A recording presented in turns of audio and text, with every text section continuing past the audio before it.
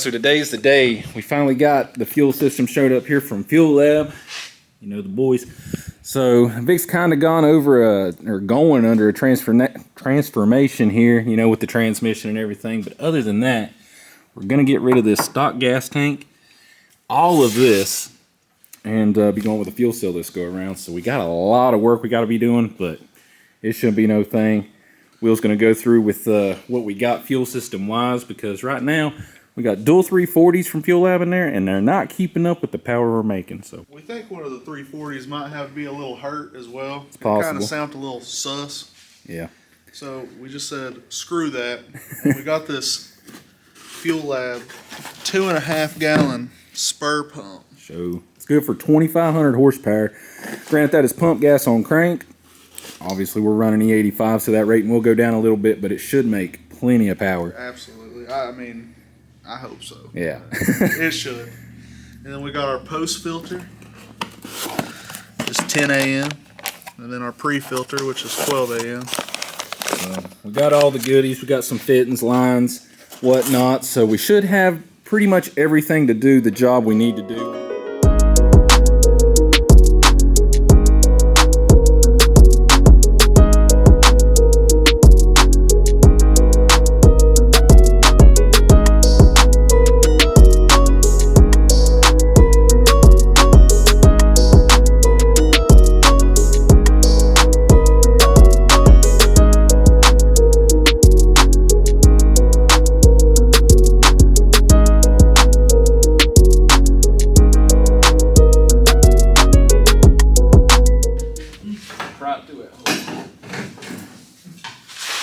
Holy shit, I never thought so.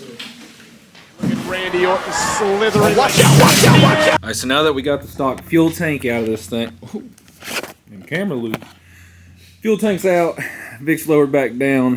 We're going to be working on mounting the fuel cell into here. So, quick explanation on why Will has decided to mount it so high up in the trunk instead of to the floor.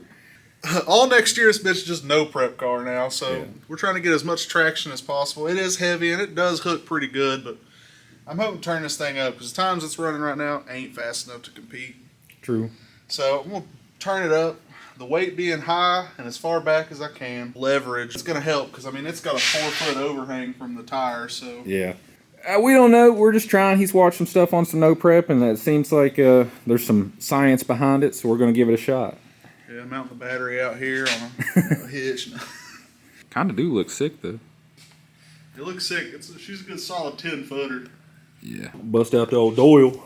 Old boy. It's been a good. I like it. Just squeeze her together. Yeah. Just one pump. Get her closed, let off, twist that bitch. Center twist. No shot. Yeah, dude, it's nice. No. Yeah. Nope. That's the best way. Money. Yeah.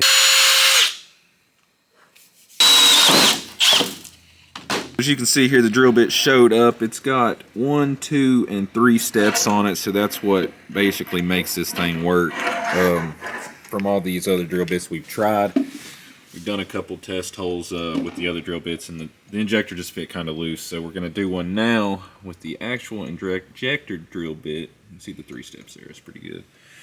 And hopefully this thing was worth, what was it, 80, 90 bucks? Is enough. Yeah, so we'll see.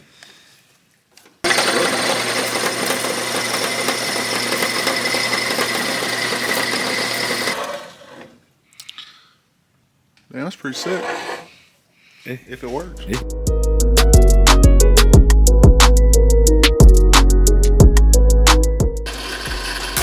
Oh my god. So it looks like we're going to be playing a little bit of operation. We'll put this nut on there, try and fill it in with the TIG torch and see if we can't extract that thing somehow. Where this is aluminum and that's steel, we should be able to weld that, not affect the rail, and hopefully back that thing out to some degree.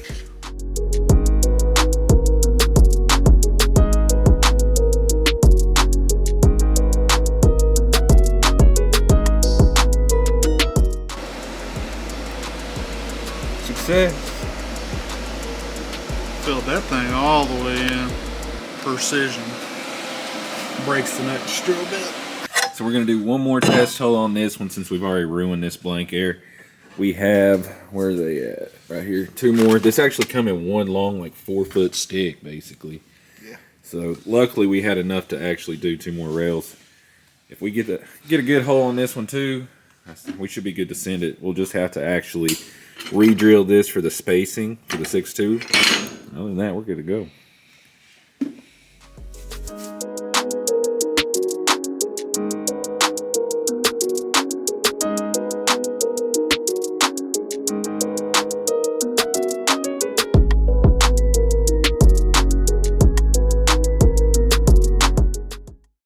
So here's the blower set up off the Vic. It's actually got a lower intake manifold on it so we can test fit the injectors in the rail. So just to verify the spacing's correct.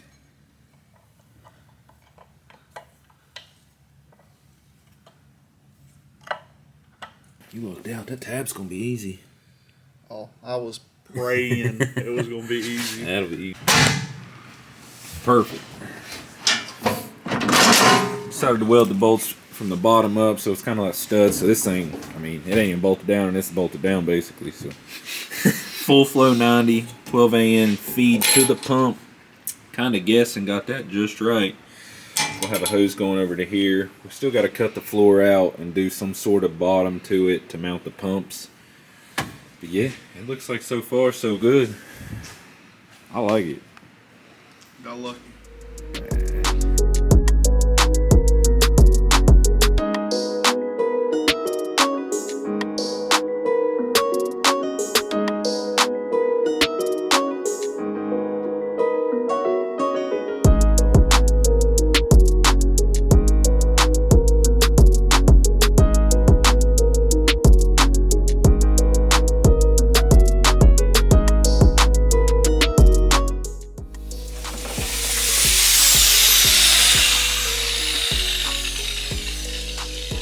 So, ain't no going back now.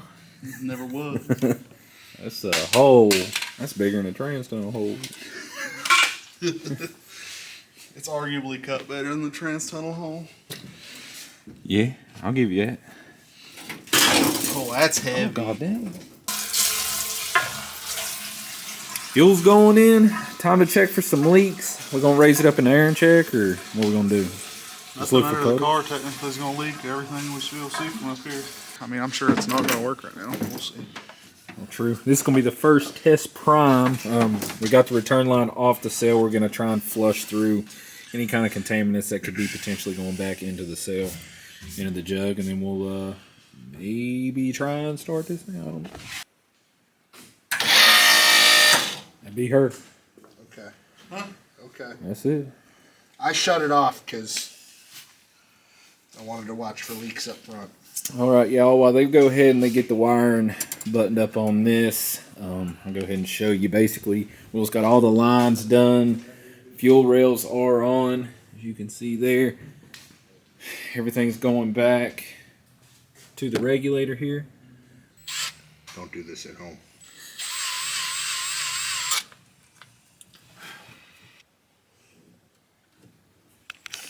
She tight, bro. That's a big lug. Okay. Nah, ain't that big. Oh, fuck. All the rails leaking. It's trash. O-rings, everything. Where'd it leak? Where didn't it leak? Your return fitting is gushing. Alright, y'all, so we're going to go ahead and put air to the regulator to bump the fuel pressure up to check for any more leaks. Everything's kind of looking a lot better now. We just had to adjust the rail height and whatnot. Other than that, Will went for the simplistic short, like hose route and minimal fitting ordeal here. As you can see, just comes straight off that 12 AN into a pre-filter, pump, post-filter, switches over to 10 AN line there all the way to a feed up front with the 8 AN return. I think it looks sick, personally. Let me zoom out on this thing real quick.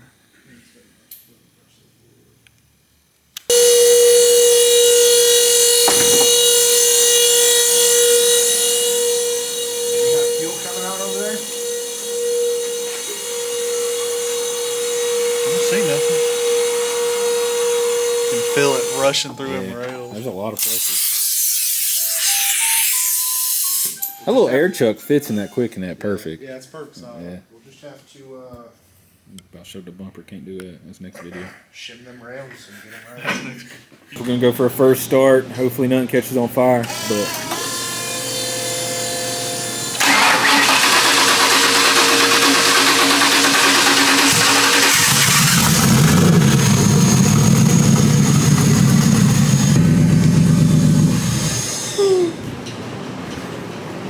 That'll do, pig. that'll do.